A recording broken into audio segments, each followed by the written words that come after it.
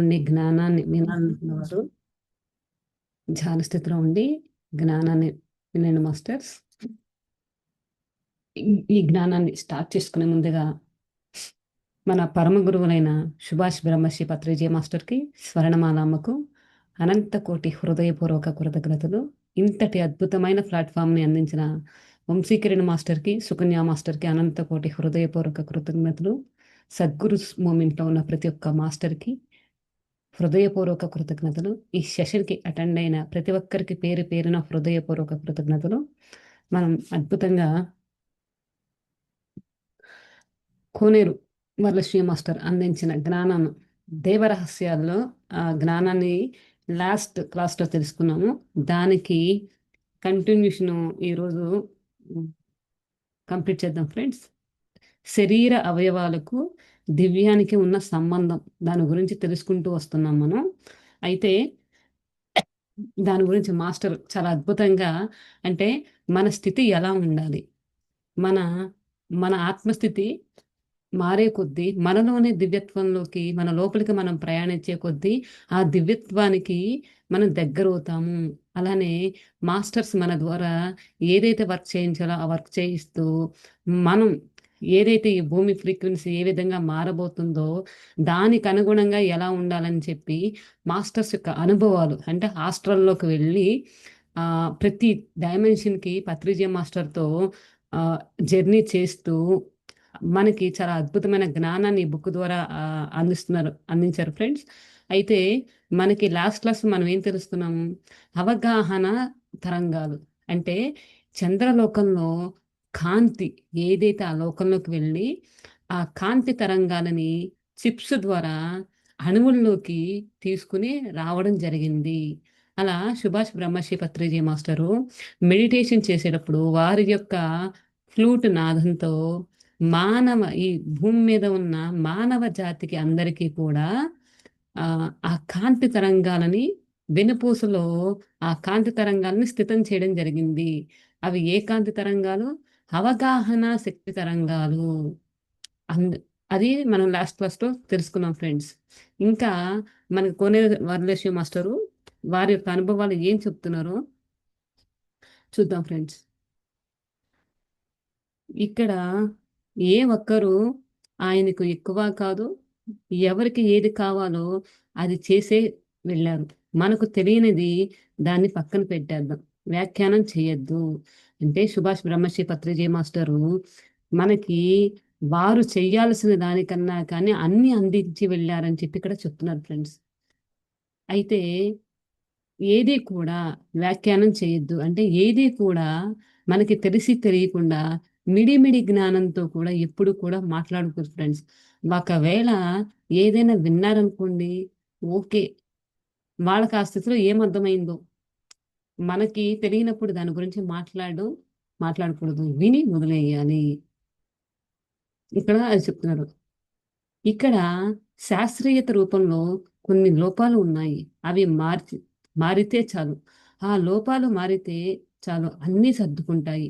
Science ఇలా చెప్పింది. జ్వరం రాగానే మనం ఆ ఇంజెక్షన్ చేసుకోవాలి, అది చెయ్యాలి, ఇది చెయ్యాలి అనుకుంటాం. ఏమీ అక్కర్లేదు, అవి మారిపోతాయి.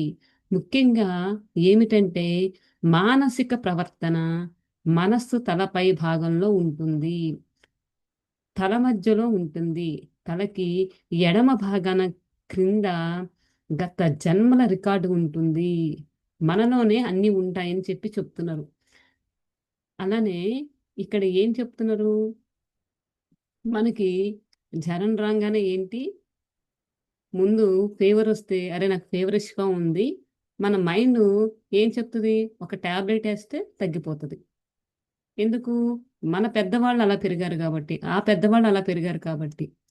అంటే చూడండి, మనం ఈ భౌతిక ప్రపంచంలో విశ్వ నియమాలకి ప్రకృతి అనుగుణంగా మనం జీవించట్లేదు కాబట్టి ప్రతిదీ కూడా డిపెండెన్సీగా ఉన్నాము.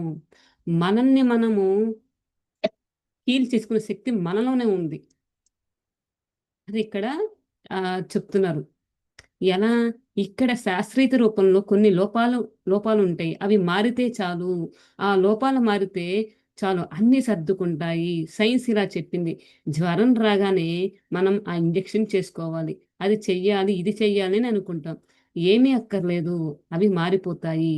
ముఖ్యంగా ఏమిటంటే మానసిక ప్రవర్తన మనసు తల పైన భాగంలో ఉంటుంది. తల మధ్యలో ఉంటుంది. తలకి ఎడమ భాగాన క్రింది గత జన్మల రికార్డులో ఉంటుంది. మనకి ఏదైతే వచ్చిందో ప్రెజెంట్ టెన్స్‌లో కాకుండా ఏదైతే మనకి ఆరోగ్య సమస్య అవ్వచ్చు, ఆర్థిక సమస్య అవ్వచ్చు, కుటుంబ రిలేషన్స్ అవ్వచ్చు, ఏదైనా అవ్వచ్చు. దానికి మనం గత జన్మల్లోకి వెళ్ళి అంటే మన రికార్డ్స్ చూసుకొని మూలంతో సహా అది చూసుకున్నప్పుడు మనం దాన్ని రిలీజ్ చేస్తే మన స్థితి మారుతది. మనకి అందరికీ తెలుసు. మన వంశీకిరణ్ మాస్టరు మరి ధ్యాన స్థితిలో, సుషుప్త వ్యవస్థలో అవి కనిపించినా కానీ అది ఏంటో గ్రహించే స్థితిలో కొంతమంది ఉండొచ్చు, ఉండకపోవచ్చు. ఒకవేళ అది చూసినా కానీ దాని యొక్క వివరణ తెలియకపోవచ్చు. అందుకనే మాస్టర్ మనకి అద్భుతంగా కళల ద్వారా జ్ఞానం నిద్రలో చక్కగా మనం ఆ జ్ఞానాన్ని తెలుసుకోవచ్చు, చెయ్యొచ్చు. అది ఆకాశిక రికార్డులలోకి వెళ్తే మూలంలో నుంచి దీన్ని తెలుసుకోవచ్చు అని ఇక్కడ చెప్తున్నారు ఫ్రెండ్స్. మానసిక ప్రవర్తన కూడా ధర్మంలో ఉండాలి. నేను ధర్మంలో ఉన్నానా? లేదా ఎలా తెలుస్తుంది? కేవలం ఆచార్య సాంగత్యం మరి మనం ఇన్నాళ్ళు పత్రిజీ సాంగత్యంలో ఉన్నాం. మనం ఏం నేర్చుకున్నాం? మనకు మనమే ప్రశ్న వేసుకోవాలి. మన కంటికి కనిపించేది నిజం కాదు. బయట ఉన్నవన్నీ సత్యము కాదు. ఆచార్య సాంగత్యంలో ఏముందో అదే సత్యము. ఆ ఒక్కటే సత్యము. మేమంతా అదే నమ్మాము. చాలా క్లియర్‌గా మాస్టరు వారి యొక్క అనుభవాన్ని చెప్తున్నారు. అంతే కదా! మరి ఒక గురువు అన్నీ చెప్తున్నప్పుడు, అది చెప్పినప్పుడు మన లోపలికి మనం ప్రయాణం చేసినప్పుడు ఏదైనా సరే, ఏ పనైనా సరే పూర్తి ఆత్మవిశ్వాసంతో మనం దాన్ని నమ్మకంగా వెళ్లి ప్రయాణం చేసేటప్పుడు మనకి అది అర్థమవుతుంది. అదే మేము చేశామని చెప్తున్నారు. మరి మనం కూడా ప్రతిరోజు ధ్యానం చేస్తున్నాము. చక్కగా జ్ఞానాన్ని వింటున్నాము. అనుభవాలను షేర్ చేసుకుంటున్నాము. మరి మనలో ఎంత మార్పొచ్చింది? మన మానసిక పరిస్థితుల్లో కానీ, మన భావాల్లో కానీ, మన ఆలోచనలో కానీ దివ్యత్వంగా ఉన్నామా లేదని ఎవరికి వాళ్ళు క్వెషనేసుకోవాలని చెప్తున్నారు. అది ఎవరికి వాళ్ళే ప్రశ్నించుకుని ముందుకు వెళ్ళాలి అని చెప్తున్నారు. మేము అనుసరించేది అదే అయితే, ఆ ఆచార్య సాంగత్యం తోటే అది సాధ్యం. అయినా ఏ సూక్తులు ఇచ్చారో అంటే పత్రిజీ మాస్టర్ ఏ సూక్తులు ఇచ్చారో 18 ఆదర్శ సూత్రాలు ఇచ్చారో, ఆయన ఎలా జీవించి చూపించారో ఆ స్ఫూర్తితో మనం ఉంటే చాలు. పత్రిజీ మాస్టరు ఏవైతే ఆదర్శ సూత్రాలు ఇచ్చావో అవి కనుక మనం పాటిస్తే చాలు అని చెప్పి ఇక్కడ చెప్తున్నారు. ఈ శరీరంలో దైవం ఉంది. నువ్వే పరమాత్ముడివి అన్నారు. అర్థం ఏమిటి? నీలో సరికానివి ఉన్నప్పుడు నీలో దైవం నిలబడదు. దైవత్వం బయటికి వెళ్ళిపోతుంది. దైవం అంటే ఎవరో కాదు. పదార్థం కాదు. అది ఒక తత్వం వెళ్ళిపోతుంది. ఎప్పుడైతే శరీరాన్ని పునరుద్ధరించుకున్ పునరుద్ధి పునరుద్ధరించుకున్నావో అప్పుడు దైవం నిలబడుతుంది. అయితే ఇక్కడ ఈ మనసు మాతృవ్యవస్థ అని చెప్పారు. మాతృవ్యవస్థ అంటే ఏమిటి? మాతృవ్యవస్థపై ఎందుకంత బలి బలీయమైనది? ఇక్కడ దైవత్వం. ఈ శరీరం దైవం. ఈ శరీరంలో దైవం ఉంది. నువ్వే పరమాత్ముడే అన్నారు అని ఇక్కడ అర్థం ఏం చెప్తున్నారు? నీలో సరికాని ఉన్నప్పుడు అంటే నీలో అన్ సరికాని భావాలు, ఆలోచనలు. అంటే చూడండి ఇక్కడ ఆహ్, ఎవరైనా ఇమ్మోర్టల్ టాక్స్ విన్నట్టయితే కనక, అది 'ఇమ్మోర్టల్ టాక్స్ 3' కూడా వచ్చింది ఫ్రెండ్స్. అదైతే బుక్ రూపంలో ఇంకా లేదు. పీడీఎఫ్‌లో అయితే ఉన్నది. దానిలో హనుమాను చెప్తారన్నమాట. ఏం చెప్తారంటే ఒక చిన్న స్టోరీ ఫ్రెండ్స్ అది కథల రూపంలో హనుమాను చెప్పారన్నమాట.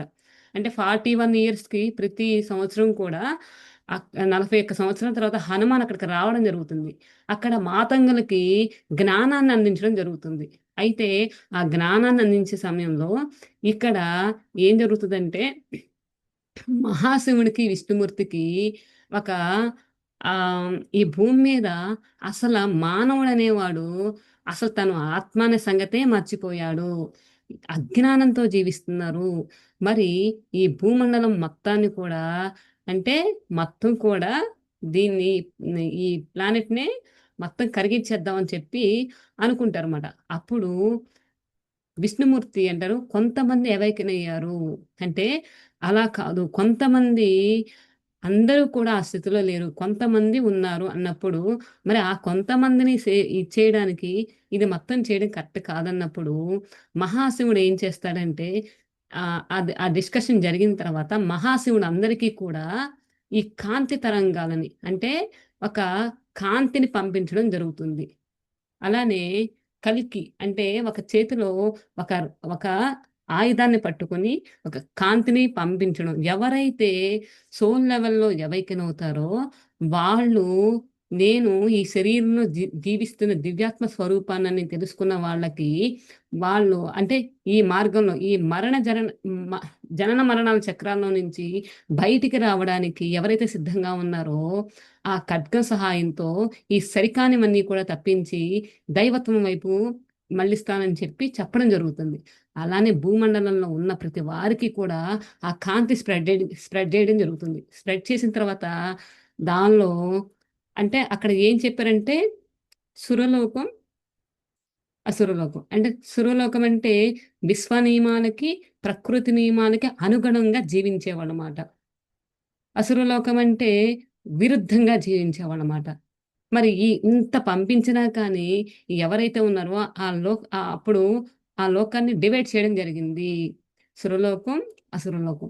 అయితే తర్వాత బ్రహ్మ బ్రహ్మ లక్ష్మీదేవి వాళ్ళు మాట్లాడుకునేటప్పుడు అక్కడ విష్ణుమూర్తి దగ్గర యాక్చువల్‌గా మనకు సముద్రంలాగా కనిపిస్తది. కానీ అది సముద్రం కాదు ఫ్రెండ్స్. అదొక ఎనర్జీ. ఒక శక్తి.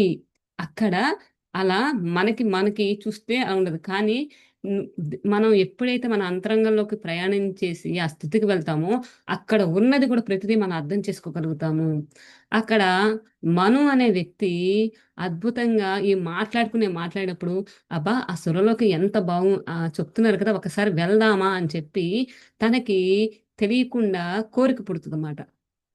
అప్పుడు ఆ కోరిక ఏమవుతది అంటే మరి పైలోకాల్లో నువ్వు వెళ్ళొద్దని ఎవరు ఏమి చెప్పరు. సరే తను మళ్ళీ ఆ సురలోకానికి రావడం జరుగుతుంది. ఆ సురలోకంలో ఎలా ఉంటదంటే మానవులు అక్కడ చిన్న పిల్లలు యవ్వనంగా ఉండేవాళ్ళు, ముసలివాళ్ళు, పెద్దవాళ్ళు అన్ని శరీరాలుంటాయి. ఆ సోల్ ఏంటంటే ఏది ఎక్స్‌పీరియన్స్ అవ్వాలో ఆ బాడీలోకి వెళ్లి ఎక్స్‌పీరియన్స్ అయ్యి ఆనందాన్ని పొందుతుంది. అక్కడ అంతా కూడా ఆనందమే ఉంటది. ఈ మను అనే ఆవిడ రావడం ద్వారా అది తను వచ్చిన తర్వాత అక్కడ ఒక గృహ లాంటిది ఉంటది. అక్కడ ఒక శిల ఉంటదన్నమాట. ఆ శిల ఇలా చెయ్యి పైకి పట్టుకొని ఉంటది. పట్టుకొని ఉన్నప్పుడు అక్కడ ఒక చిన్న మొక్కనేది ఉంటదన్నమాట. అంతకుముందు బే ఆహ్, తనకి అది అక్కడికి వెళ్ళినప్పుడు తన ప్రమేయం లేకుండానే అంటే తనకి స్పర్శించాలని కోరికనేది ఆహ్, లోపల వస్తదన్నమాట. అది వచ్చినప్పుడు తెలియకుండా ఆ చిన్న ముక్క ఇలా ప్లగ్ చేసి, కోసి ఆ శిలలో పెడతదమాట. అంటే సురలోకంలో ఏంటి, ప్రకృతికి విరుద్ధమైన పనులేవి చేయకూడదమాట. అయితే తనకి కోరిక పుట్టింది కదా! తన ప్రమేయం లేకుండానే తీసి ఆ యొక్క శిలలో పెట్టడం జరుగుతుంది. పెట్టినప్పుడు తను అదే తన ప్రమేయం లేకుండా ఏదైతే జరిగిందో, అప్పుడు తను మళ్ళీ రియలైజ్ అయితది. అరెరే! నేను ఎంత పని చేశాను. నేను ఇక్కడ ఈ లోకానికి విరుద్ధంగా పని చేశానని చెప్పి తను చాలా ఫీల్ అవుతదన్నమాట. అప్పుడు తనలో ఉన్న పరమాత్మ చెప్తది. ఇది నువ్వు చేయలేదు. నీలో ఉన్న నీ సరి కానీ ఇది చేయించింది. దాని గురించి నువ్వు గిల్టీ‌గా ఫీల్ అవ్వద్దని పరమాత్మ చెప్తుంది. అంటే ఎప్పుడైతే నువ్వు సరికాని ఆలోచనతో అంటే ఈ భౌతిక స్థితిలో ఉన్నప్పుడు నీలో ఉన్న దైవత్వం పక్కకు తప్పుకుంటుంది. ఎప్పుడైతే అర్రె! నేను ఈ పని చేయకూడదనంటే అప్పుడు నువ్వు ఆ భౌతిక స్థితిలో అంటే నీ ఆత్మతో నువ్వు కనెక్ట్ అయి ఉన్నావు. కనెక్ట్ అయినప్పుడు నేను సరికాని పని చేశానని చెప్పి నీలో భావం ఉన్నప్పుడు త ఆహ్, తనలో ఉన్న ఆహ్, ఆహ్, దివ్యాత్మ చెప్తుంది. నువ్వు దీని గురించి అంటే ఏదైతే చేసావో దాన్ని గిల్టీగా ఫీల్ అవ్వమాక. అది నీ ప్రమేయం లేకుండా జరిగినా కానీ అక్కడితో వదిలేసామని చెప్పినా కానీ దీనివల్ల ఇంకా ఏదైనా అవుతుందని ఒకదానికొకటి ఒకదానికొకటి సరికాని ఆలోచనతో తనకు తానే ఒక ఉచ్చుముడలాగా ఆ ఆ దానిలోకి వెళ్ళిపోవడం జరుగుతుంది.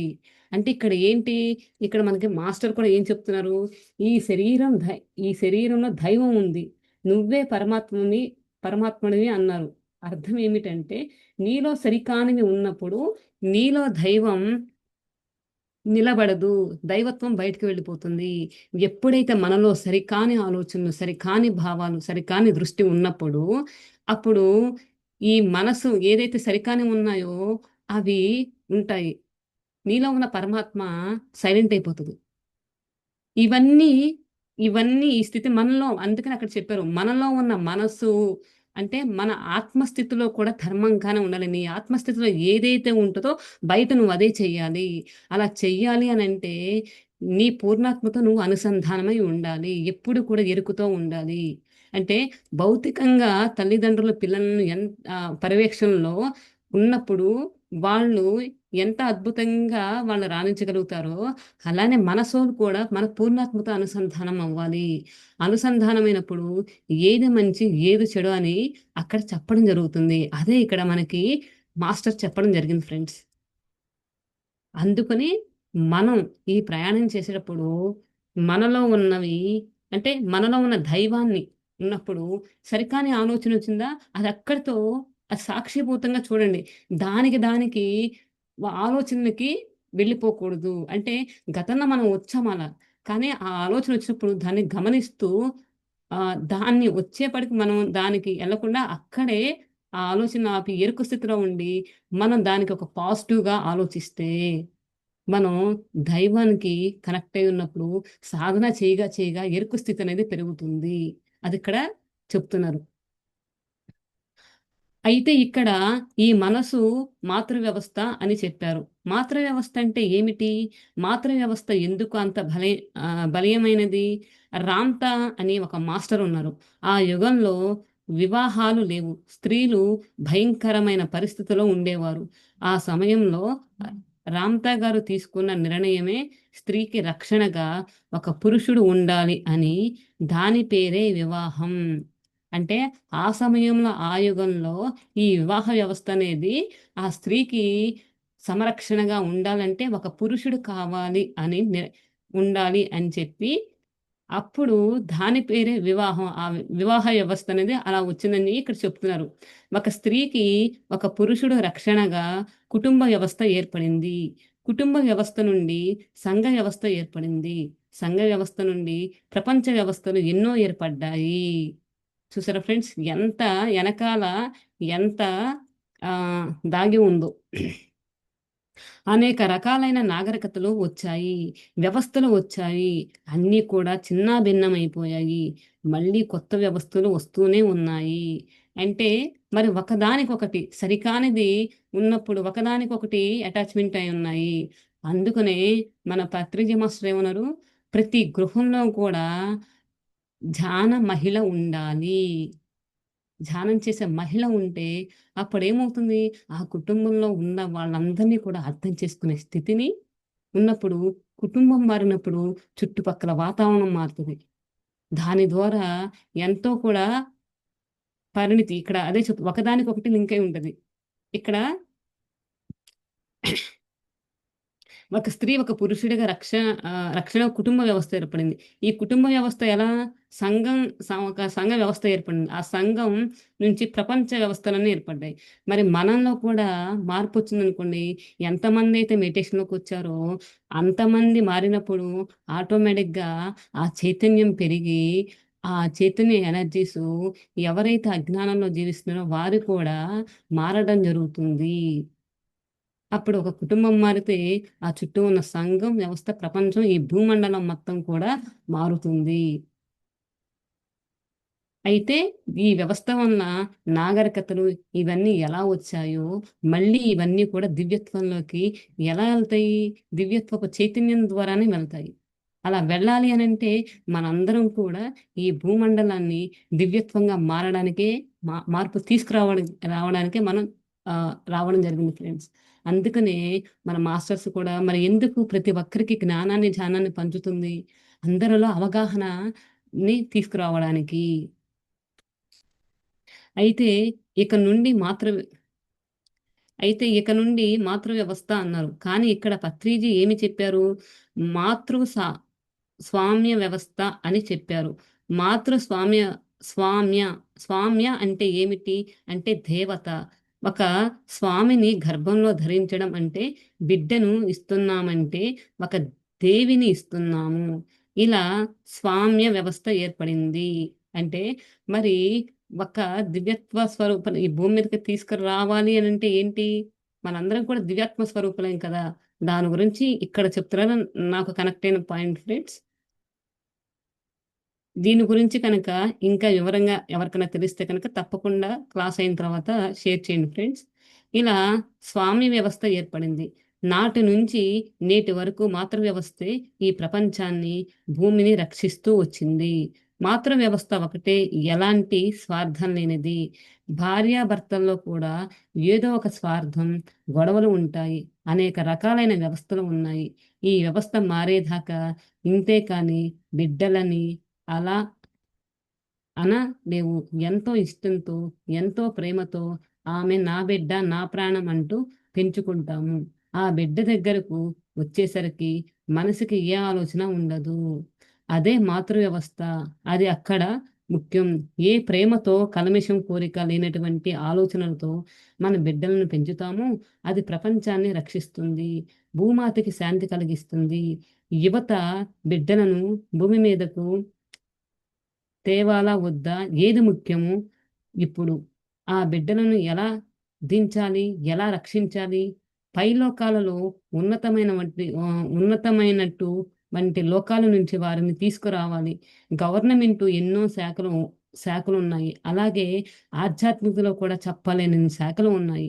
అందులో ఇది ఒకటి. ఈ విభాగ బాధ్యత నేను తీసుకున్నాను. అంటే ఇక్కడ మరి కోనేరు వరలక్ష్మి మాస్టరు తీసుకున్నారని చెప్తున్నట్టుగా నాకు అర్థమైంది మాస్టర్. అయితే ఇక్కడ ఏంటంటే మాతృ వ్యవస్థ అంటే ఫ్రెండ్స్ ఇప్పుడు మన పిల్లల్ని అంటే ఒక తల్లిగా మనం ఏం చేస్తాము? మనం బిడ్డల్ని ఎలా అయితే మన సొంత బిడ్డల్ని ఎలా అయితే అంటే పేగు బంధం ఉంది కాబట్టి మన బిడ్డలుగాని పెంచుతాం. అలానే బయట వాళ్ళు వచ్చినప్పుడు అదే ప్రేమను పంచగలగాలి. నీ సొంత పిల్లల్ని, నీకు పుట్టిన పిల్లల్ని ఏ ప్రేమతో అయితే చూసావో, ప్రతి వాళ్ళను కూడా అలా ప్రేమించగలగాలి. అదే మాతృ వ్యవస్థ. అంటే ప్రేమ అంటే మాతృ వ్యవస్థ అంటే అమ్మతనం అంటే ఒక భర్త దగ్గర, పిల్లల దగ్గర, తల్లిదండ్రుల దగ్గర, తోబుట్టుల దగ్గర, అత్తగారి దగ్గర, మామగారి దగ్గర, ఆడపడుచుల దగ్గర ప్రతి దానిలో ఫ్రెండ్స్ ఏదైతే ఎవరైతే మన ప్రేమతో పంచుతారో అన్‌కండిషనల్ లవ్. అన్‌కండిషనల్ లవ్ అనేది ఎప్పుడైతే ఇవ్వగలుగుతామో అంటే ఏమీ ఆశించకుండా ఒక పసిపిల్లవాడు ఎలా ఉంటాడు? ఏమీ తెలియని కల్మషంతో ఉంటాడు ఫ్రెండ్స్. అలా ఆ కల్మషమైన మనలో ఎప్పుడైతే హార్ట్ చక్ర ఓపెన్ అయ్యి అన్‌కండిషనల్ లవ్ ఉంటుందో ఆ స్ అలాంటి వ్యవస్థ అలాంటి స్థితిలో ఉన్నవాళ్ళు ఎవరైతే ఉంటారో వాళ్ళు మరి దివ్య లోకాలలో కూడా కొన్ని విశ్వాల్లో కూడా శాఖలుంటాయి. ఇప్పుడు ఒక ఇండియాకి ఒక ప్రభుత్వం ఉంది. ఆ ప్రభుత్వానికి ఎన్నో శాఖలుంటాయి. అలానే అదర్ కంట్రీస్‌లో ఉన్నాయి. ఒకదానికొకటి కనెక్ట్ అయి ఉంటాయి. అలానే పైలోకాల్లో కూడా ఎన్నో శాఖలు ఉంటాయి. మరి ఆ శాఖకు సంబంధించిన వర్కు నేను తీసుకున్నానని చెప్పి ఇక్కడ క్లియర్‌గా చెప్తున్నారు. మరి ఒక ఒక ఆధ్యాత్మిక అంటే దివ్యత్వపు సోలుని తీసుకురావాలి అంటే, ముందు వాళ్ళ యొక్క ఆత్మస్థితి ఎలా ఉంది? దాన్ని బట్టి ఈ లోకానికి తీసుకురావడం జరుగుతుంది ఫ్రెండ్స్. అది ఇక్కడ మాస్టర్స్ చెప్తున్నారు. అందుకనే ఇప్పుడు తల్లిదండ్రులు ఎవరైతే భూమి మీదకి జన్మనివ్వడానికి సిద్ధంగా తల్లిదండ్రులున్నారో, వారు కనుక ఆధ్యాత్మిక మార్గంలో ఉంటే అద్భుతమైన దివ్యాత్మ స్వరూపాన్ని ఈ భూమి మీదకి తీసుకురావడానికి చాలా ఈజీ ఫ్రెండ్స్. ఎందుకంటే ఆ ఎనర్జీస్ కానీ, ఆ ఫ్రీక్వెన్సీ కానీ ఉంది. కానీ మార్చుకోవాల్సిందేంటి? తల్లిదండ్రులు జ్ఞానవంతులై ఉండాలి. మహాజ్ఞానంలో కూడా మనకి మహాశివుడు, పార్వతీదేవి కూడా ఎలా వాళ్ళిద్దరు కూడా ఎంతో ధ్యానం చేశారు. కానీ వారి యొక్క జ్ఞానం ఎప్పుడు ఆచరణలో పెట్టారు? వాళ్ళకి తల్లిదండ్రులైన తర్వాత వాళ్ళ పిల్లలు అంటే ఘననాథుడు, అలానే కుమారస్వామి, అయ్యప్ప స్వామి వాళ్ళకి నేర్పించే క్రమంలో ఎప్పుడైతే అంత జ్ఞానాన్ని పొందారో, వాళ్ళ ఆచరణ ద్వారా వాళ్ళు కూడా అంత అద్భుతమైన స్థితిలో ఉండగలిగారు. అంటే ఇవన్నీ కూడా మనకి జ్ఞానాన్ని అందిస్తున్నారంటే, ఎవరైతే తల్లిదండ్రుల అలాంటి అద్భుతమైన జ్ఞానం ఉంటే, అలాంటి అద్భుతమైన మాస్టర్స్‌ని తీసుకురావచ్చు.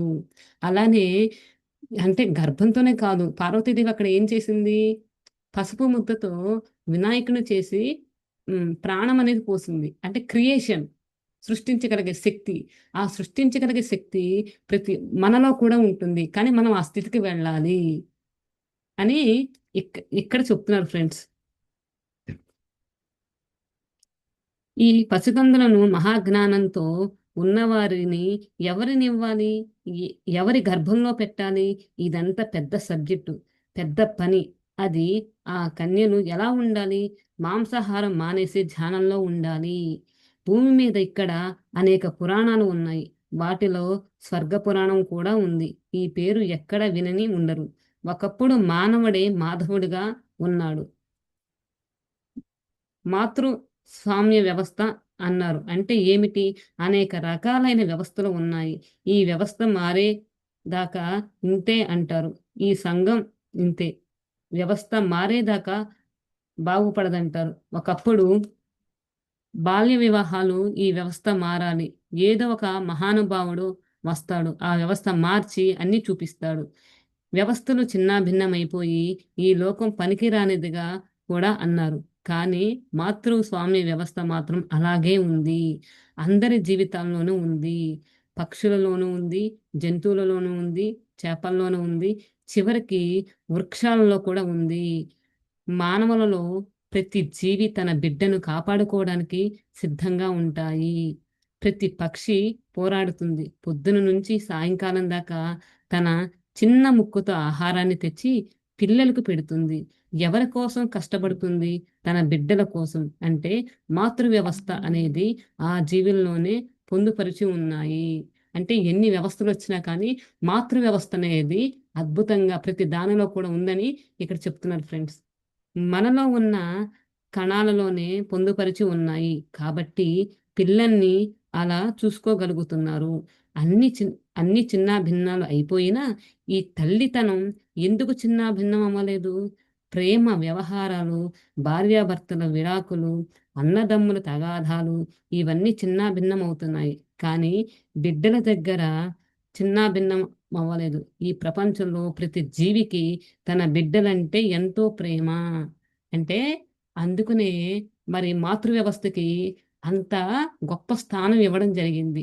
ఎందుకంటే ఎన్ని వచ్చినా, ఎన్ని చేసినా కానీ బిడ్డల కోసం తల్లి ఏదైనా చేస్తది. అది ఒక మానవ జాతిలోనే కాదంట. ప్రతి దానిలో ఉందని చెప్తున్నారు. అంటే ఇక్కడ మాతృ వ్యవస్థ అంటే అమ్మతనం.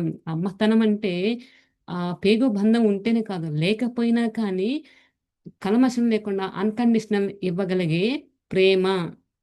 అది మాత్రం ఎన్ని వ్యవస్థలు ఎన్ని చిన్నాభిన్నం ఇది మాత్రం ప్రేమ అనేది మారలేదని చెప్పి ఇక్కడ చెప్తున్నారు. ఆ మాతృతత్వమే లేకపోతే నవమాసాలు మోసి పురిటి నొప్పులు భరించి బిడ్డని కనదు.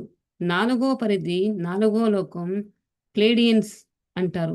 ఆ లోకంలో వారి భార్యాభర్తల ఆలోచనలతో ఇద్దరి మూడో కంటితో నుంచి వచ్చిన శక్తితో పిల్లల్ని సృష్టించుకుంటారు. వారిని వారికి పెంచవలసిన అవసరం లేదు. ఇక్కడ ఇంకొకసారి చెప్తాను ఫ్రెండ్స్. ఆ మాతృతత్వమే లేకపోతే నవమాసాలు మోసి పురిటి నొప్పులు భరించి బిడ్డని కనను. అంటే ఆ ప్రేమ కనుక లేకపోతే ఇదంతా చేయలేమని చెప్పి చెప్తున్నారు. నాలుగో పరిధి అంటే నాలుగో లోకం ప్లేడియన్స్ అంటారు. అంటే ఈ డైమెన్షన్ ఇది థర్డ్ డైమెన్షన్ కదా! ఫోర్త్. నాలుగో తలంలో ఉన్న ప్లేడియన్స్ ఆ లోకంలో ఎలా అట వారి భార్యాభర్తల ఆలోచనలతో ఇద్దరి మూడో కంటితో నుంచి వచ్చిన శక్తితో పిల్లల్ని సృష్టించుకుంటారు. వారికి పెంచవలసిన అవసరం లేదు. ఎవరు పైలోకాలకి వెళ్ళాలన్నా తిరిగి భూమి మీదకి రావాల్సిందే. ఎందుకంటే పరీక్ష ఇక్కడే వ్రాయాలి. ఆ పరీక్షే జీవితం. ఏది ఏమైనా ఈ భూమి మీద బిడ్డ యొక్క అనుభవం, అనుభూతి పొందాలి. అదే మాతృ వ్యవస్థ. ఇవన్నీ మనం అనుభవిస్తేనే మోక్షం అన్నారు పత్రిజీ. తెల్లబోయేను ఒక రకంగా శిశురాలినయ్యాను. పైలోకవాసులు ఈ రిస్కులు లేవు అనుకున్నాను. కానీ ఇక్కడికి వచ్చి నవమాసాలు మోసి కనిపెంచితే ప్రమోషన్ అని నాకు తెలిసింది. అంటే పైలోకాలలో లేవు కదా! మరి ఈ భూలోకంలో మనం కనుక అలా నవమాసాలు మోసి పెంచి చేస్తే మనకి పైలోకాల ప్రమోషన్ అనేది వస్తదని మన కోనేరు వరలక్ష్మి మాస్టర్‌కి తెలిసిందని చెప్తున్నారు. ఈ విషయాలన్నీ పత్రిజీ తప్ప ఎవరు చెప్పరు. అసలు మన ఊహకు కూడా అందవు. ఎంతటి గొప్పవాళ్ళైనా సరే, రాముడు, కృష్ణుడితో సహా గర్భస్థ శిశువులై పుట్టారు. ఆ గర్భంలో ఉన్నప్పుడు నువ్వెలా ఉంటావని అనుభవం చెందాలి. ఆ సమయంలో నువ్వు దివ్యత్వంతో కలిసి ఉంటావు. అంటే మరి తల్లి గర్భంలో మరి బిడ్డ అంటే తల్లి గర్భానికి, పైలోకానికి ఖచ్చితంగా వారధుంటది ఫ్రెండ్స్. అంటే దివ్యత్వంతో కలిగి ఉంటాము. అదిక్కడ చెప్తున్నారు. ఆ తల్లి ప్రతిక్షణం నా బిడ్డ ఎంత పెరిగిందో పాలు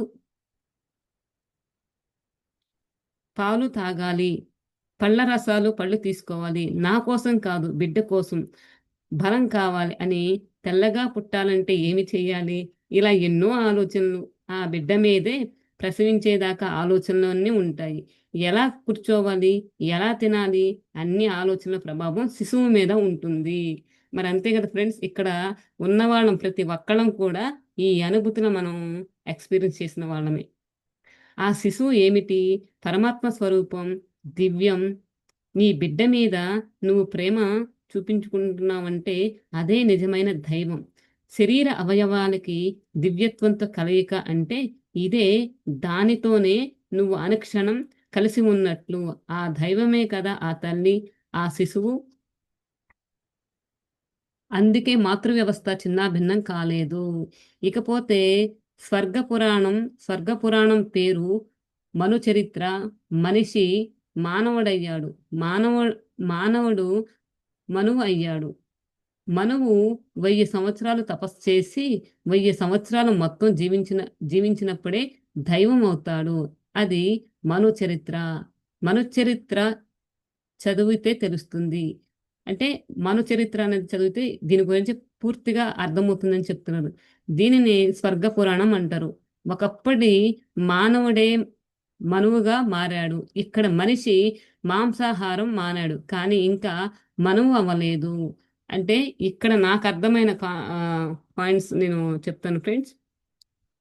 అంటే ఈ ఎప్పుడైతే మనం ఈ భూమి మీదకి వచ్చి అన్ని జన్మలు ఎత్తుతూ ఉంటామో, అలా జన్మలెత్తేటప్పుడు మనం ఎప్పుడైతే ఈ మార్గంలోకి వస్తామో ఆధ్యాత్మిక మార్గంలో, అప్పుడు దైవత్వం వైపు మనం అడుగులేస్తాం కదా! ఇక్కడ అదే చెప్తున్నారు.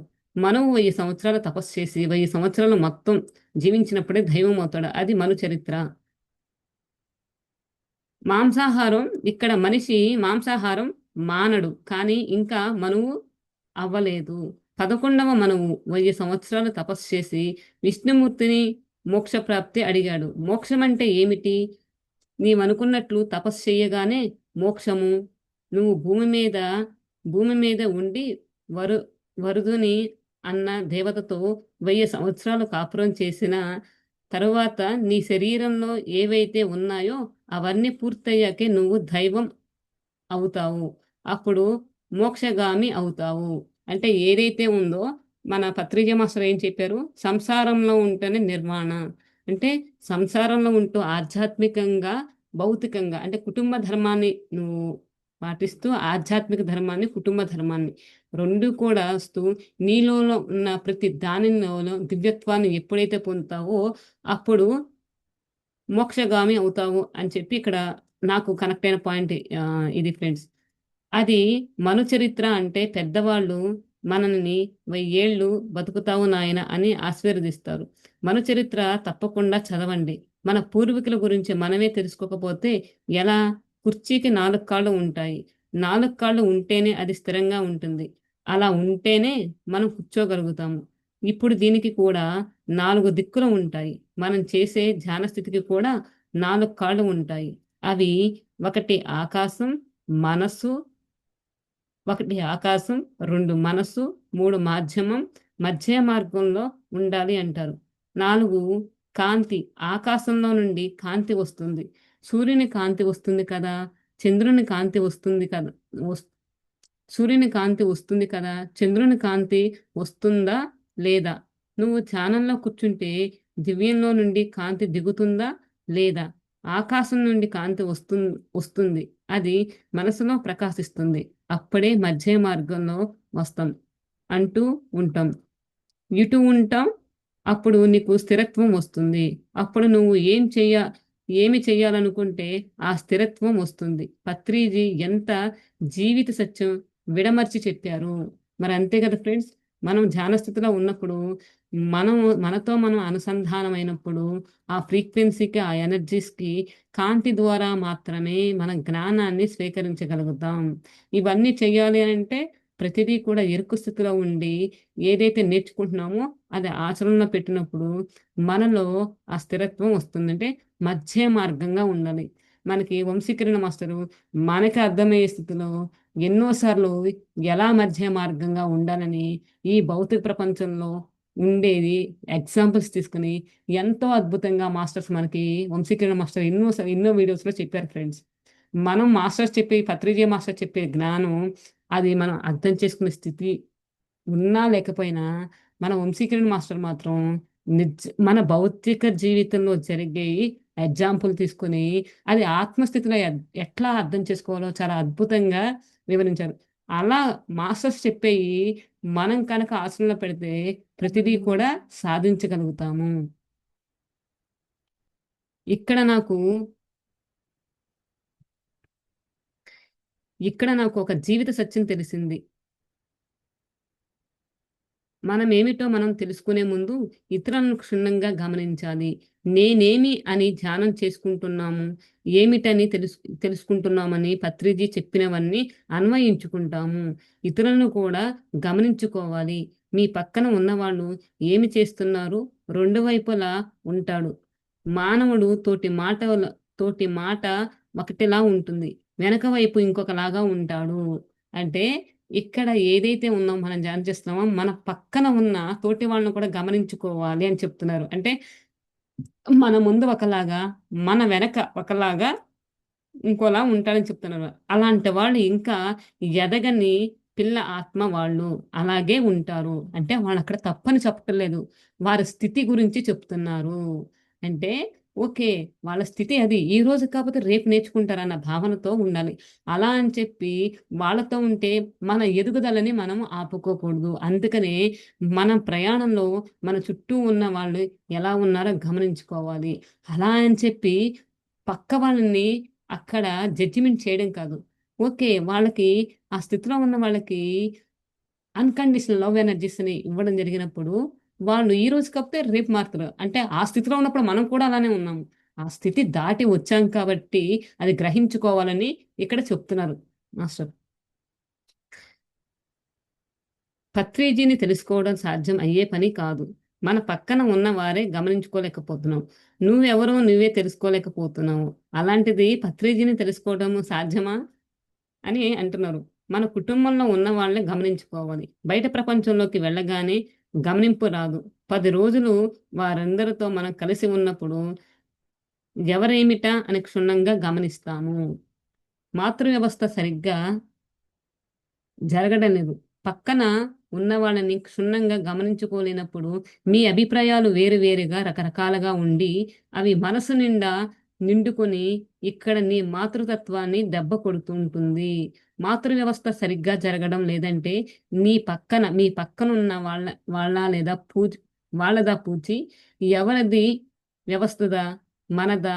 కానీ సారు ఏమి చెప్పారంటే, ఎవరిది కాదు, వ్యవస్థది కాదు, మనది కాదు. రొం 2 కాదు. ఎందుకంటే వ్యవస్థ అలా ఉంది. వారి జ్ఞానాన్ని బట్టి, కర్మలను బట్టి, వారి ఆత్మస్థాయిని బట్టి వ్యవస్థ ఉంది. కాబట్టి ఆ వ్యవస్థ మనం ఏమీ అనలేము. ఇక్కడ చూడండి ఎంత అద్భుతంగా చెప్పారో పత్రిజీ మాస్టరు. అక్కడ ఎవరిది తప్పు కాదు. ఎవరి స్థితికి వాళ్ళకి ఎవరి జ్ఞానం కొద్దీ వాళ్ళు ఆ స్థితిలో ఉన్నారు. ఆ వ్యవస్థ అనేది అలా ఉన్నది అని చెప్పారన్నమాట. అలాంటి వ్యవస్థలో మనం జీవిస్తున్నాం కాబట్టి మనదే తప్పు. నేను ఇలా ఉండాలంటే కుదరదు. నేను ఆవిడలో లేను. సంఘంలో ఉన్నాను. అందుకే ధ్యానం తప్పనిసరి అయింది. ధ్యానాన్ని ఇప్పుడు ఎందుకు తీసుకువచ్చారంటే, భూమి వ్యవస్థ సరిగ్గా లేదు. కాబట్టి దివ్యత్వంతో అనుసంధానం అవ్వాలి కాబట్టి, సూక్ష్మ లోకాలలో ఉన్న మన శరీర అవయవాలలో ఉన్నది తొలగిపోవాలి కాబట్టి, మన దివ్యత్వంతో కలిస్తే కానీ, మాతృ వ్యవస్థ సరిగ్గా రాదన్న కారణంతో ధ్యానం తప్పనిసరి అయ్యింది తప్పదు. ఇక నుంచి ఈ ధ్యానం జీవితంలో ఒక భాగం అయిపోవాలి తప్పనిసరిగా. అంటే ఇక్కడ ఏంటి మాతృ వ్యవస్థ అంటే ఏంటి? ప్రతి ఒక్కరిని కూడా అన్‌కండిషనల్ లవ్‌గా ప్రేమించగలిగే స్థితికి వెళ్ళాలి. వెళ్ళాలి అంటే ఇప్పుడు ఈ భూమి మీద ఉన్న వ్యవస్థ ఎలా ఉంది? మనందరికీ తెలుసు. మరి మనమందరం కూడా దాని నుంచి బయటికి వచ్చే మార్గంలో ఉన్నాము. ఉన్నామంటే ధ్యానం తప్పనిసరిగా చేయాలి. ధ్యానం చేసినప్పుడే మన ఆత్మతో అనుసంధానమై ఉంటాము. ఆత్మతో మనతో మనం అనుసంధానమైనప్పుడు మన యొక్క పూర్ణాత్మతో, మూల చైతన్యంతో, మాస్టర్స్ యొక్క చైతన్యంతో అనుసంధానమైనప్పుడు దివ్యత్వంగా జీవిస్తాము. అంతే కదా! ఈ శరీరానికి ఒక రోజు 2, 3 రోజులు ఈ శరీరానికి ఆహారం పెట్టకపోతే ఏమవుతది? మన స్థితి ఎలా ఉంటది? అది నేను భౌతికంగా ఎగ్జాంపుల్ చెప్తున్నాను. మరి మన ఆత్మకి ధ్యానం లేకపోతే ఎలా ఉంటది? చిన్నాభిన్నం అయిపోతది. ఏది సరైన ఆలోచన? ఏది సరికాని ఆలోచన? ఈ భౌతిక ప్రపంచంలో మాయలో పడిపోయి ఉంటాము. అదిక్కడ చెప్తున్నారు.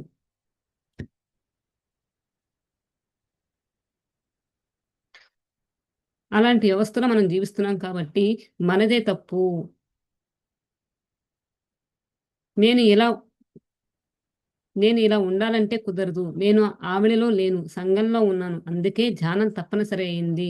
ధ్యానాన్ని ఇప్పుడు ఎందుకు తీసుకొని వచ్చారంటే, భూమి వ్యవస్థ సరిగ్గా లేదు కాబట్టి, దివ్యత్వంతో అనుసంధానం అవ్వాలి కాబట్టి, సూక్ష్మలోకాలలో ఉన్న మన శరీర అవయవాలలో ఉన్నది తొలగిపోవాలి. కాబట్టి, మనలో దివ్యత్వం కలిస్తే కానీ మాతృ వ్యవస్థ సరిగ్గా రాదన్న కారణంతో ధ్యానం తప్పనిసరి అయింది. తప్పు తప్పదు. ఇక మన జీవితంలో ఉండాలంటే మరి మనలో ఉన్న అజ్ఞానపు కోణాలన్నీ కూడా పూర్తిగా మూలాలతో సహా తొలగించాలి అంటే ఈ ధ్యానం, జ్ఞానం తప్పనిసరి అని చెప్తున్నారు. ఇక్కడ పారవశమయ్యే నైవేద్యం, పారవస్యం అంటే ఏమిటి? భగవంతుడికి నైవేద్యం పెట్టడం. నైవేద్యం అంటే పరమాన్నం, పులిహోర వంటి పెట్టడం కాదు. హారతి ఇవ్వడం కాదు. ఇక్కడ నీ పారవస్యం ఎప్పుడు కలుగుతుంది? ఒక స్త్రీకి పారవస్యం ఏ ఏ సందర్భాలలో కలుగుతుంది? పరవశించిపోయేదే పారవస్యత భార్యాభర్తల సంసారంలో చంటి బిడ్డ దగ్గర నువ్వు పారవస్యం చెందుతావు. ఆ బిడ్డకి మొట్టమొదటి పాలు ఇచ్చేటప్పుడు భార్యాభర్తల పారవస్యం కొంచెం సేపే ఉంటుంది. అంటే 2/10% అంటే 10కి 2% మాత్రమే ఉంటుందని చెప్తున్నారు. శాతం మాత్రమే. తర్వాత అయిపోయింది. ఇక్కడ అలా కాదు.